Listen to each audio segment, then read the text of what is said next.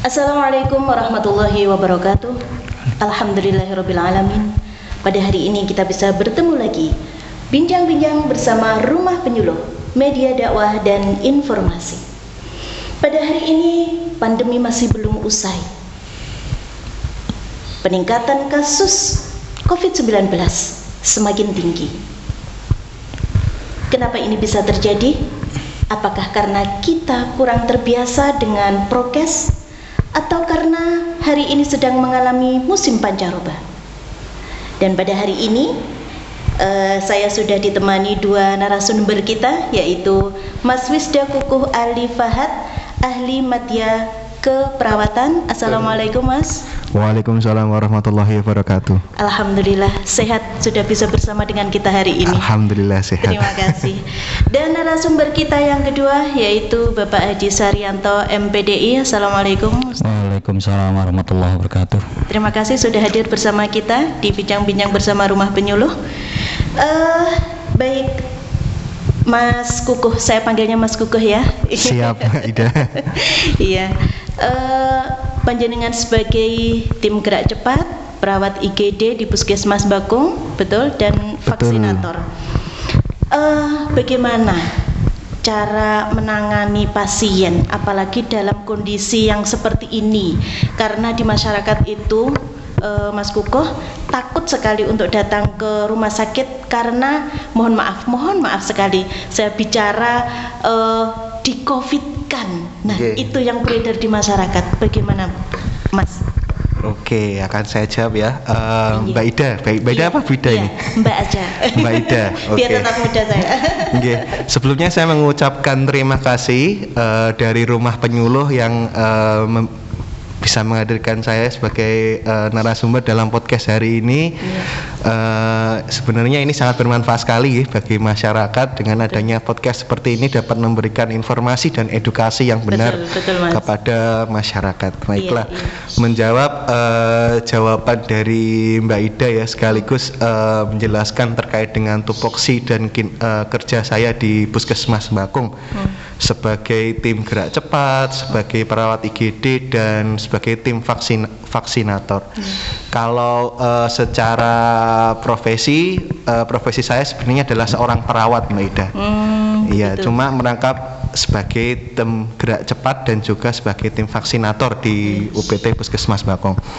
Nah, terus kerjanya bagaimana? Terus nanti saya juga akan menjelaskan terkait dengan di COVID kan atau enggak. Iya, betul. Kalau TGC sendiri, tim gerak cepat sendiri, namanya juga gerak cepat, berarti ya cepat kerjanya, satset. Dalam bidang apa? Dari Permenkes itu tugasnya dari TGC ini adalah sebagai tim yang bergerak cepat dalam penanganan kasus-kasus kejadian luar biasa atau KLB, atau kita enaknya ngomong wabah lah. Nah, seperti saat ini wabah. Ya, betul sekali Mbak Ida. Seperti kejadian yang sampai saat ini terjadi di Indonesia, yaitu pandemi COVID-19.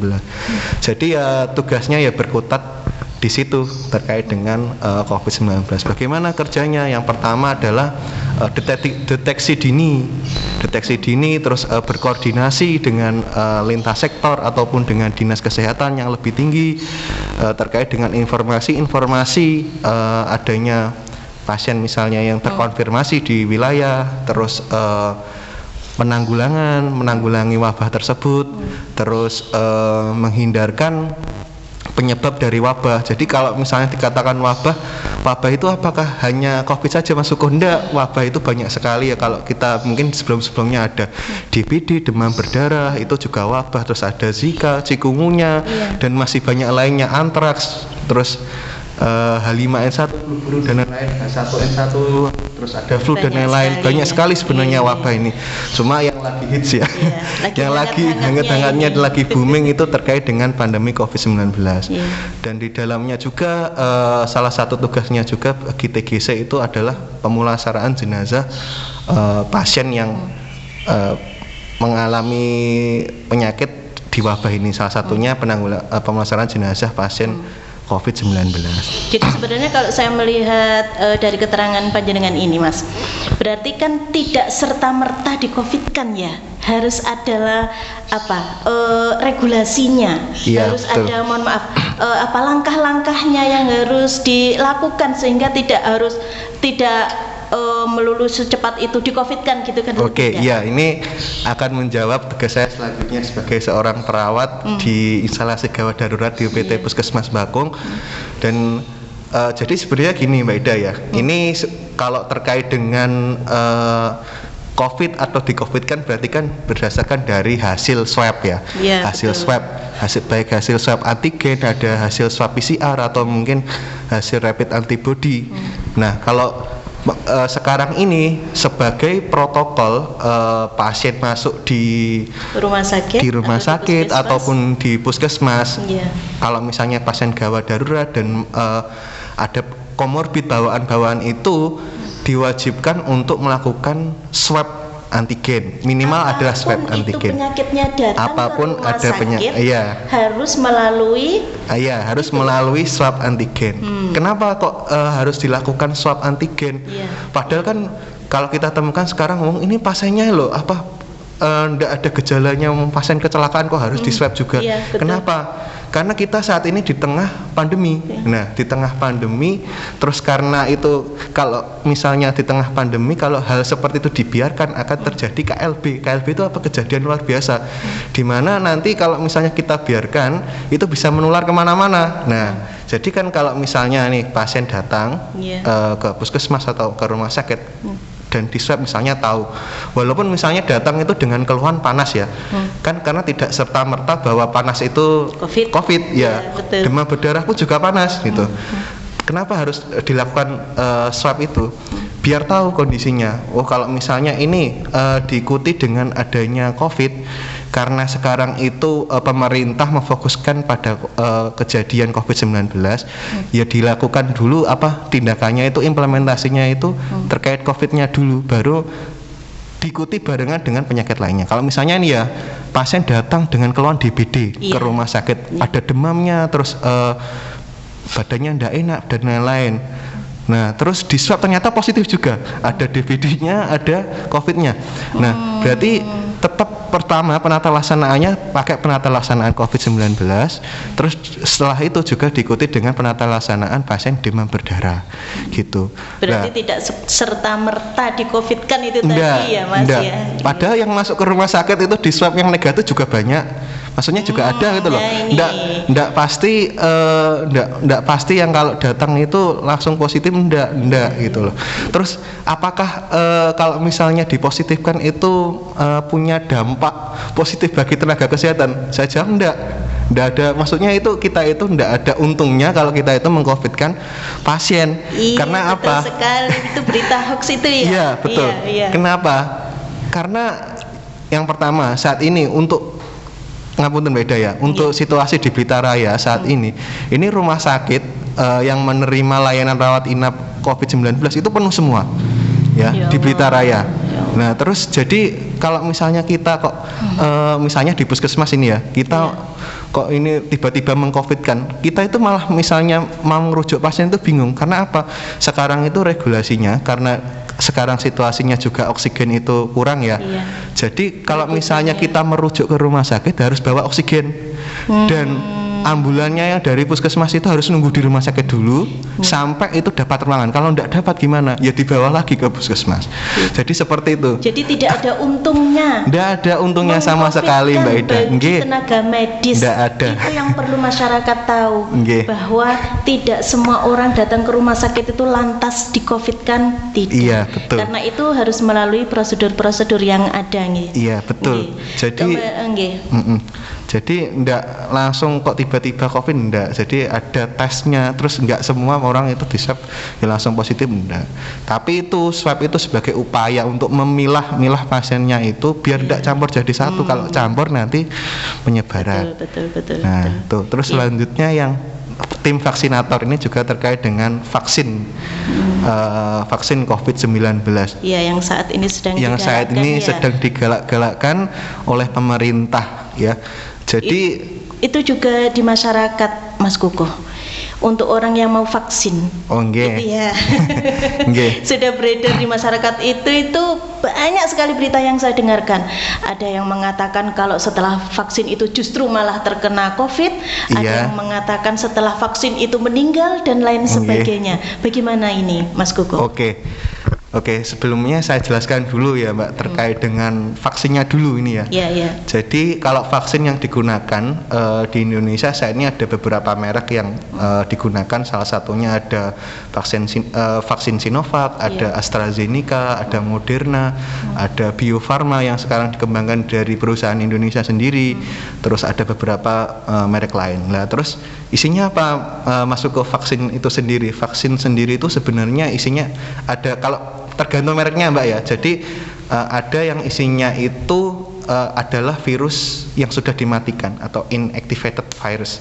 Jadi virus yang sudah dimatikan terus dimasukkan ke dalam tubuh. Terus ada yang vaksinnya itu diambil dari DNA atau RNA virusnya itu sendiri, diambil RNA-nya baru dimasukkan ke dalam tubuh. Nah, terus sekarang menjawab tujuannya apa memasukkan virus atau virus yang sudah dimatikan itu ke dalam tubuh. Nah, tujuannya adalah yang pertama untuk menciptakan antibodi atau kekebalan tubuh.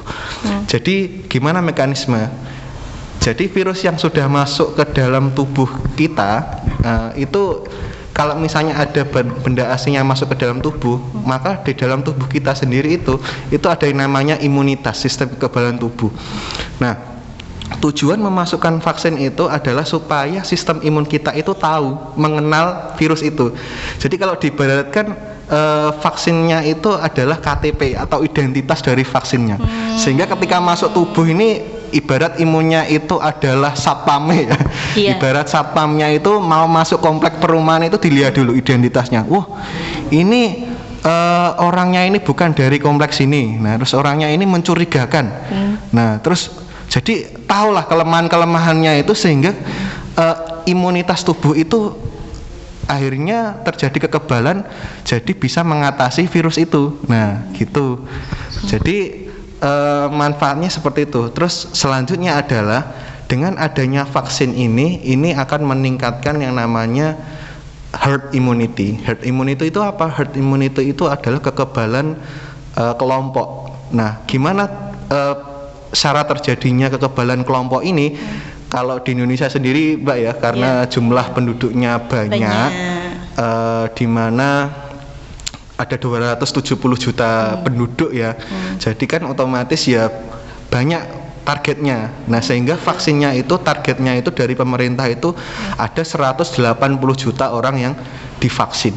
Nah, targetnya kalau saya lihat berita hari ini Pak Jokowi menyampaikan bahwa bulan Agustus diusahakan bulan Agustus nanti Indonesia itu sudah mencapai herd immunity. Nah, jadi kalau vaksin hari ini targetnya kan untuk hari ini kita 2 sampai 23 juta vaksin setiap harinya. Setiap harinya Di seluruh Indonesia. Nah, itu rencananya akan ditingkatkan oleh Pak Jokowi itu sampai 5 juta vaksin per hari.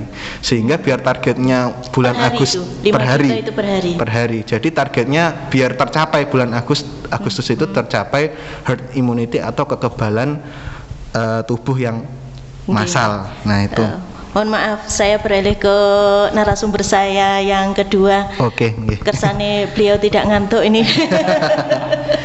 Sebenarnya masih banyak, nanti Mas Koko saya lanjutkan pertanyaan yang berikutnya nanti ya. Oke, siap baik. Ustadz, dari segi agama ini, wabah itu kan pernah terjadi di masa-masa lalu, tidak hanya pada saat ini, gitu. Pada zaman para nabi pun juga sudah terjadi dan kita jumpai di sejarah-sejarah tentang adanya wabah, mengalami wabah. Bahkan dulu itu kan belum ada teknologi yang secanggih saat ini. Pada saat ini bisa jadi obat untuk menghadapi wabah pada saat ini belum ada di masa yang lalu. Sikap masyarakat kita pada saat ini bagaimana Ustadz menurut dari segi agamanya gitu. Ya. Jadi kalau kita lihat dari segi agama, wabah ini adalah ujian keimanan bagi kita semua, terutama orang-orang yang beriman ini betul-betul diuji keimanannya oleh Allah Subhanahu wa taala. Bagaimana sikap kita ketika ketika menerima ujian dari Allah Subhanahu wa taala ini, apakah kita semakin dekat dengan Allah, apakah kita malah menjauh. Nah, ini terbukti ketika kita ada perintah untuk taat kepada Allah, kepada Rasulnya, dan juga kepada pimpinan kita. Ini termasuk ujian keimanan. Ketika kita dihadapkan pada persoalan-persoalan yang begitu melemahkan perekonomian kita, kadang kita tidak mengingat ayat ini, sehingga kita malah kadang memfitnah yang tidak-tidak, seperti yang tadi dikatakan, orang yang memang betul-betul kena virus corona, tapi ketika dibawa di rumah sakit mereka katanya dikoronakan, sehingga ini akhirnya timbul fitnah yang di situ kalau didengar oleh para medis, maksudnya mereka juga sakit hati karena mereka sudah bersusah payah untuk bekerja, betul. Membantu orang-orang yang terpapar COVID. Taruhannya nyawa juga. Iya, taruhannya nyawa, tapi malah mendapatkan fitnah. Padahal fitnah itu kalau kita dengar sehari-hari, al fitnah itu asyadu minal qatl gitu ya. Jadi fitnah itu lebih kejam daripada pembunuhan. Nah, ini termasuk ujian keimanan kita. Bagaimana kita itu bisa bersabar di dalam menghadapi pandemi ini. Ini betul-betul ujian. Dan kalau kita berpijak pada riwayat suatu saat bahwasanya Rasulullah itu ditanya oleh Sayyidah Aisyah, apa yang terkait dengan taun itu, atau taun ya sama saja dengan corona sekarang karena sama-sama penyakit menularnya. Nah, itu ketika Rasulullah ditanya itu, akhirnya beliau memberikan kabar kepada Aisyah bahwasanya taun itu adalah azab yang diturunkan kepada orang yang dikehendaki oleh Allah Subhanahu wa taala. Ya, jadi kalau kita melihat dari sini, jadi kita tidak usah panik ketika ada wabah seperti ini. Kita mengikuti saja apa yang ajarkan oleh Ibnu Sina itu. Kita tetap tenang, karena apa? Ketika kita panik, itu menurut Ibnu Sina itu adalah setengah dari penyakit malahan. Ya, kita bayangkan saja ketika setengahnya ketenangan itu berarti setengah dari obat juga. Iya, tenang itu juga setengah dari obat. Iya. Kita bayangkan saja ketika tidak usah corona, misalnya ada orang itu punya penyakit darah tinggi. Nah, ini ketika tenang, insya Allah dengan sendirinya nanti juga akan sembuh dengan sendirinya juga. Nah, tapi ketika semakin panik, misalnya pada waktu tensinya naik, mencari obat nggak ketemu, saudaranya tidak ada yang di rumah, akhirnya marah-marah, ini bukannya sembuh tapi malah tensinya semakin tinggi, bisa-bisa menjadi stroke. Ini penyakit yang tidak usah corona lah. Corona ini kalau kita kita kaitkan dengan dawuhnya Rasulullah tadi, ini juga perlu kesabaran gitu. Jadi karena corona atau wabah ini ketika diturunkan kepada orang-orang yang beriman, wabah ini adalah suatu rahmat. Kenapa suatu rahmat? Karena di sini ketika kita lulus dari ujian ini, kita mampu sabar. Terus seumpama kita sudah bersabar kok nggak sesuai dengan yang kita harapkan, alias kita langsung kena corona terus meninggal dunia. Kalau kita melalui ujian ini dengan sabar, dengan ikhlas, hanya semata-mata kita menyadari bahwa itu semua sudah menjadi catatan Allah, maka orang yang meninggal karena wabah ini insya Allah tergolong menjadi orang yang mati syahid. Orang yang mati syahid itu sudah luar biasa itu yang didapatkan dari Allah Subhanahu wa taala. Tapi kalau seperti ini Ustadz, mereka tidak percaya gitu nggih. Ada sebagian masyarakat kita yang mohon maaf tidak percaya gitu, akhirnya tidak mematuhi protokol kesehatan. Ternyata nyuwun sewu nggih, mohon maaf, ini jika terjadi dia terkena virus corona betul gitu, terus akhirnya mati, meninggal dunia, apakah juga sama nanti predikatnya sebagai mati syahid? Karena dia, mohon maaf, di awalnya dia tidak percaya, kemudian dia tidak mematuhi protokol kesehatan begitu. Bagaimana Ustaz? Mati syahid ini tentunya tidak mati yang tidak sembrono.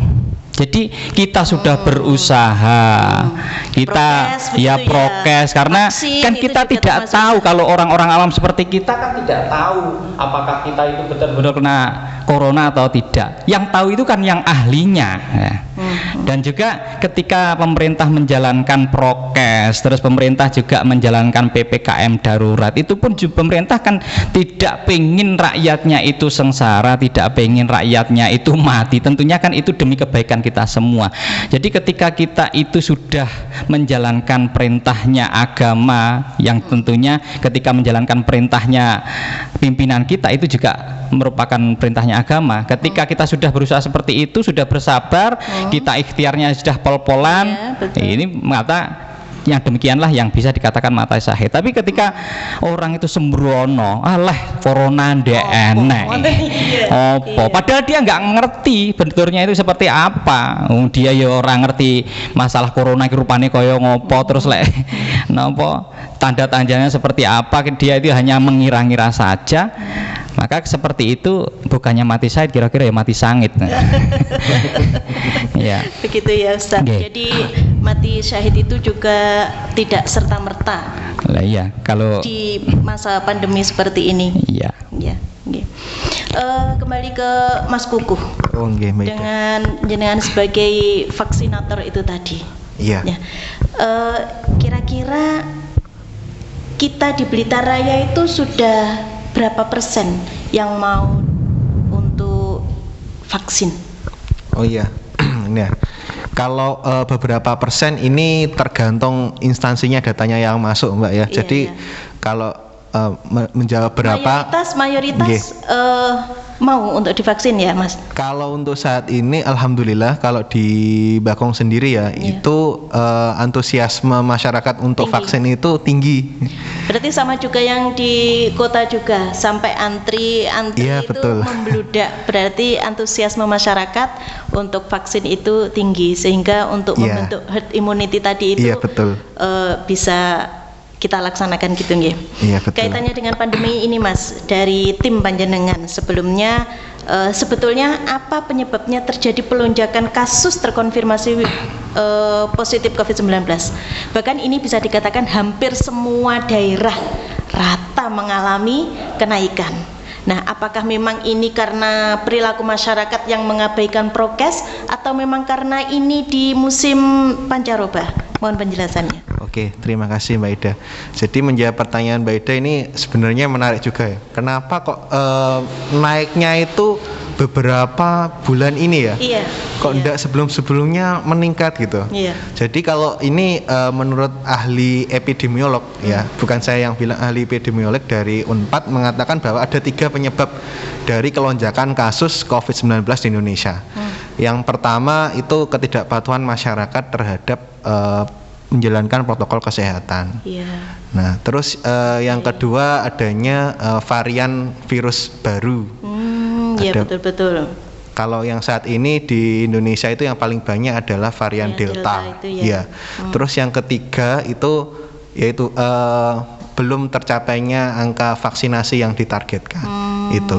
Jadi kalau yang pertama terkait dengan protokol kesehatan, ini kan mungkin kalau negara kita Indonesia ini masyarakatnya gitu, masyarakat Iya. itu banyak yang iri dengan luar negeri ya, seperti di daerah Eropa ataupun mungkin Singapura, yang saat ini bahkan Singapura itu ibaratnya mendeklarasikan bahwa dirinya sekarang akan berdampingan dengan virus COVID-19.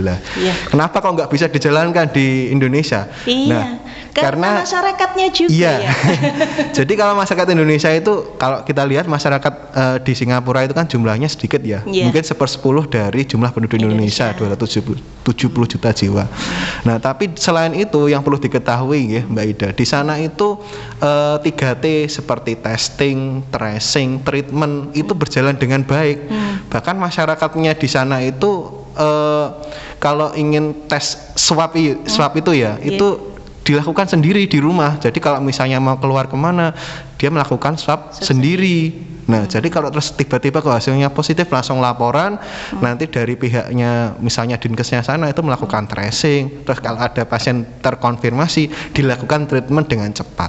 Nah, itu tidak bisa dilakukan di Indonesia. Kita tahu sendiri bahwa masyarakat Indonesia aja takut kok untuk dilakukan swab itu loh, itu takut. Berbeda. Padahal prinsipnya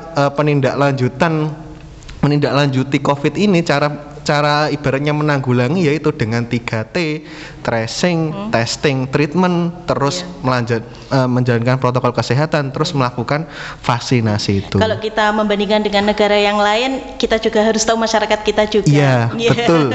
Jadi kalau mereka itu vaksin langsung tanggap, kita masih ada berita hoax-nya itu, Mas. Betul, Mbak. Klaster yang paling banyak ditemukan dari mana, Mas? Kalau klaster itu berbagai macam ya, tapi kalau misalnya dilihat sendiri di wilayah Blitar Raya kebanyakan adalah klaster keluarga. Paling banyak ada klaster keluarga dan perjalanan jauh, orang yang melakukan perjalanan jauh. Nah, kenapa kok kita pada saat ini dilakukan PPKM darurat? Nah, itu sebagai salah satu upaya untuk mengurangi mobilitas masyarakat. Jadi biar tidak kemana-mana. Karena kalau misalnya kita mobilitas tinggi, masyarakat itu kemana-mana, maka virusnya itu akan menyebar dengan cepat. Apalagi adanya varian baru ini, varian Delta. Jadi kalau kita ketahui bahwa ternyata virus ini ya sama kayak kue di Indonesia ada banyak varian rasanya ya. Kalau walaupun bahannya telo gitu ya. Iya, ada bahan telonya, ada banyak rasa balado, rasanya macam-macam. Jadi virus itu juga begitu, Mbak. Jadi ada yang namanya varian Alpha yang ditemukan di Inggris, terus ada varian Delta yang ditemukan di Afrika Selatan. Di Indonesia yang mewabah itu ya, Mas. Dan paling banyak kalau di Indonesia itu varian Delta yang sama dengan di India. Nah, jadi kalau varian Delta ini dia itu gejalanya lebih parah daripada yang sebelumnya yang COVID biasa ya. Terus penyebarannya itu lebih cepat. Makanya dari itu kita kondisinya hampir sama dengan India. Nah, bertambah. Peningkatan pasiennya di rumah sakit itu meningkat karena adanya varian baru itu. Seberapa kalau mohon maaf vaksin, kalau kita sudah vaksin, apakah kita harus sudah aku vaksin berarti tidak akan kena gitu, atau masih bisa terkena? Oke, ini pertanyaan bagus dari Mbak Ida yang mungkin juga ditanyakan oleh masyarakat umum ya. Apakah orang yang sudah divaksin itu berarti 100% aman? Tidak tertular COVID? Saya jawab tidak. Masih ada kemungkinan bahwa orang itu terpapar COVID. Cuma kalau dianalogikan, kalau kita melakukan vaksin itu seperti kita memakai helm, Mbak Ida. Kalau kita naik motor pakai helm kan juga belum tentu di jalan itu nggak kecelakaan kan. Masih ada kemungkinan kecelakaan. Tapi dengan adanya helm itu kan kepala terlindungi, jadi gejalanya itu atau misalnya kerusakannya itu kan ringan di jadi dalam tubuh. Walaupun sudah divaksin, kita harus tetap jaga prokes. Betul sekali Mbak Ida. Jangan sampai abai gitu ya. Untuk Ustadz, di Kota Blitar ini sekarang zona merah nggih Ustadz. Nah, semua kegiatan harus diberhentikan kecuali kegiatan-kegiatan tertentu, termasuk kegiatan keagamaan pun harus diberhentikan. Apakah yang sudah dilakukan oleh teman-teman penyuluh untuk menyikapi hal ini dan untuk mengurangi berita-berita hoax yang terjadi di masyarakat? Iya, untuk teman-teman penyuluh akhir-akhir ini juga mengadakan kerjasama misalnya dengan Basnas untuk memberikan bantuan kepada orang-orang yang terdampak PPKM darurat ini, dan juga tugas kita sebagai penyuluh adalah memberikan edukasi dan juga pengawasan. Hanya itu saja yang diberikan kepada kita. Jadi kita lebih banyak memberikan motivasi kepada warga masyarakat, karena sekarang terganjal dengan kita tidak boleh mengadakan kegiatan-kegiatan yang bersifat kerumunan.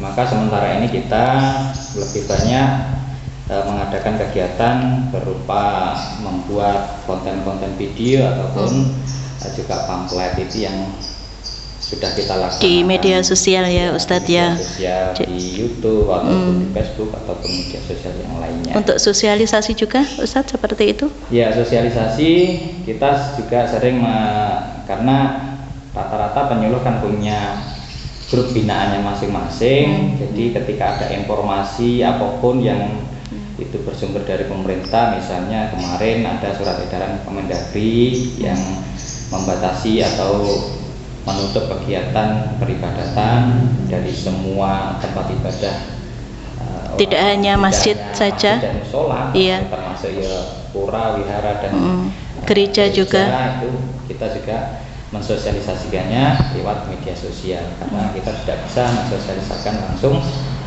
dengan bertatap muka.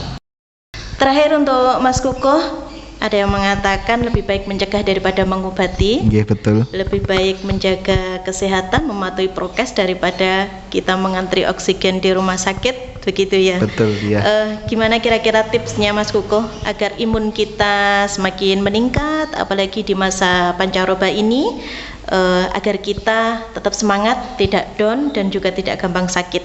Kira-kira tipsnya dan sikap ataupun pola makan kita sebenarnya harus bagaimana, Mas? Oke. Pertanyaan yang menarik. Ini juga sekaligus pesan-pesan kepada masyarakat semua Mbak Ida ya. Iya. Jadi saya nggak hanya terkait dengan imun saja. Kalau pesan-pesan saya kepada masyarakat, yang pertama adalah iman, yang kedua adalah imun, yang terakhir adalah aman ya. Ada 3. Iman di sini bagaimana? Jadi kita juga harus menghadirkan Tuhan di dalam hati kita. Karena apa? Dengan adanya iman ini, terus dengan tadi seperti yang disampaikan Ustadz, yaitu dengan menyikapi dengan kesabaran, dengan penuh ikhtiar, ini juga mempengaruhi psikologis kita. Itu yang pertama.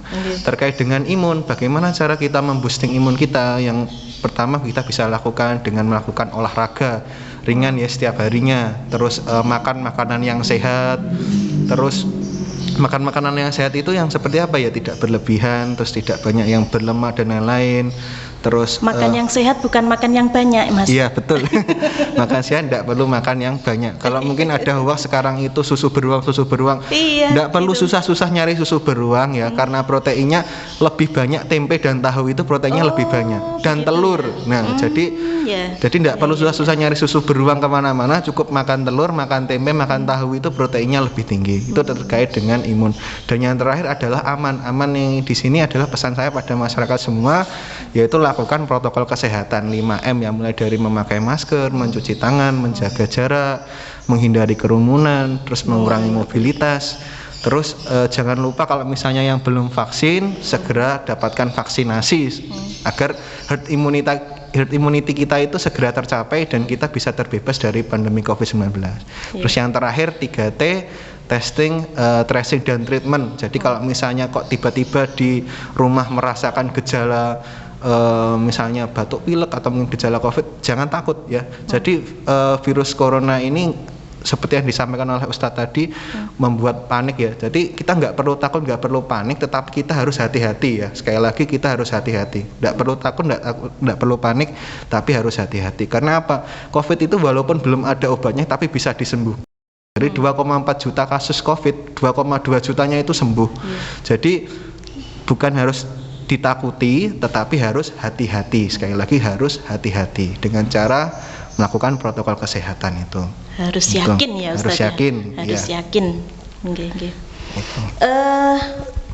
Untuk Ustadz Haji Saryanto, sebelum kita tutup, sedikit memberikan pesan-pesan religius bagi saudara-saudara kita yang di rumah, terutama bagi saudara-saudara kita yang hari ini sedang bersabar, sedang menjalani isolasi mandiri atau yang sedang dirawat di rumah sakit. Mohon memberikan motivasi untuk mereka agar bisa melewati cobaan ini. Ya. Kita tidak tahu sampai kapan Allah menurunkan wabah virus corona COVID-19 ini. Untuk itu yang perlu kita yakinkan, yang pertama kita harus yakin ketika Allah menurunkan suatu penyakit, maka Allah juga akan menurunkan obatnya. Ini yang perlu kita yakini. Yang kedua, kita menghadapi virus corona ini tadi seperti yang saya sampaikan, kita harus dengan sabar dan juga semakin mendekatkan diri kepada Allah Subhanahu wa taala, karena Allah sendiri berfirman, ya ayyuhalladzina amanu sta'inu bis-sabri was-shalah. Jadi maka orang-orang yang beriman, hadapilah, mintalah pertolongan kepada Allah, dengan sabar dan sholat. Karena apa? Innallaha ma'as-sabirin. Sesungguhnya Allah itu senantiasa bersama orang-orang yang bersabar. Dengan bersabar, insya Allah kita akan semakin dekat dari pertolongan Allah Subhanahu wa Ta'ala. Dan juga kita harus meningkatkan keimanan dan ketakwaan kita kepada Allah Subhanahu wa Ta'ala. Kalau kemarin kita hanya melakukan sholat yang wajib-wajib saja, maka karena teguran dari Allah ini kita harus berusaha bagaimana ibadah kita itu bertambah. Yang kemarin kita tidak melakukan dengan jamaah, kita berusaha melakukannya dengan jamaah meskipun kita hanya di rumah dengan keluarga. Dan jangan sampai kita meninggalkan sholat-sholat sunnah, terutama sholat tahajud, sholat hajat, dan sholat duha, dan sholat-sholat sunnah lainnya. Terus selanjutnya, seperti apa yang menjadi program pemerintah, kita di masa PPKM Mikro ini jangan sampai kita PPKM darurat sekarang, Ustaz. PPKM darurat Iya. Ketika kita menghadapi PPKM darurat ini, seperti yang dianjurkan oleh pemerintah, kita jangan keluar rumah kalau tidak betul-betul penting. Ini sesuai dengan sabda Rasulullah, ketika ada wabah di suatu daerah, maka kita jangan sampai menuju ke daerah yang terkena wabah itu, atau sebaliknya ketika di daerah kita itu ada wabah, kita jangan keluar. Ini dalam rangka apa? Untuk memutus mata rantai penyebaran virus yang ada atau wabah yang menular yang ada di daerah itu. Iya, itu kalau sekarang diistilahkan dengan lockdown itu ya. Iya. Iya. Tujuannya seperti itu juga, agar mobilitas masyarakat itu bisa dikurangi. Bahkan kalau tidak betul-betul penting, jangan sampai kita melakukan aktivitas yang bisa mengundang wabah, bisa menjangkiti keluarga kita, atau kita yang kena wabah menjangkiti kepada orang lain. Terus yang terakhir, marilah kita memperbanyak istighfar, mohon ampunan kepada Allah Subhanahu wa Ta'ala, karena mungkin saja ujian dari Allah ini adalah bentuk dari murkanya Allah kepada kita karena terlalu banyaknya dosa-dosa yang kita lakukan. Salah satu upaya kita agar Allah tidak murka kepada kita adalah kita memperbanyak mohon ampunan kepada Allah dengan cara memperbanyak istighfar kepada Allah Subhanahu wa Ta'ala. Nabi Shallallahu Alaihi Wasallam aja yang di situ sudah maksum, yang sudah dijamin oleh Allah Subhanahu wa Ta'ala akan masuk surga tanpa hisab, itu saja setiap harinya tidak kurang membaca istighfar dari 70 kali. Apalagi kita yang selalu penuh dengan perbuatan maksiat dan dosa, harus lebih banyak daripada Rasulullah Shallallahu Alaihi Wasallam. Saya kira itu saja dari saya. Semoga senantiasa diiringi hidayahnya Allah. Amin. Terima kasih Ustadz kehadirannya pada siang hari ini. Semoga bermanfaat bagi kita semuanya. Amin. Terima kasih Mas Kukuh. Selamat berjuang. Panjenengan itu sekarang menjadi garda terdepannya kita. Semoga panjenengan dijaga oleh Allah Subhanahu wa Ta'ala. Terima kasih. Baik pemirsa, hari ini perbincangan kita sudah usai. Mudah-mudahan pandemi juga segera diangkat oleh Allah dengan kita ikhtiar dan berdoa secara zahir dan batin. Batin kita selalu mendekatkan diri kepada Allah dengan sabar dan sholat. Dan juga ikhtiar kita, jangan lupa mematuhi protokol kesehatan 5M, memakai masker, mencuci tangan, menghindari kerumunan, menjaga jarak, dan mengurangi mobilisasi. Itu dari kami, mudah-mudahan bermanfaat informasi ini bagi masyarakat Kota Blitar ataupun sekitarnya. Mudah-mudahan membawa pencerahan sehingga kita terhindar dari berita-berita hoax yang ada di luaran. Terima kasih, mohon maaf. Mudah-mudahan kita bisa ketemu di episode berikutnya di Bincang-Bincang bersama Rumah Penyuluh. Terima kasih. Assalamualaikum warahmatullahi wabarakatuh.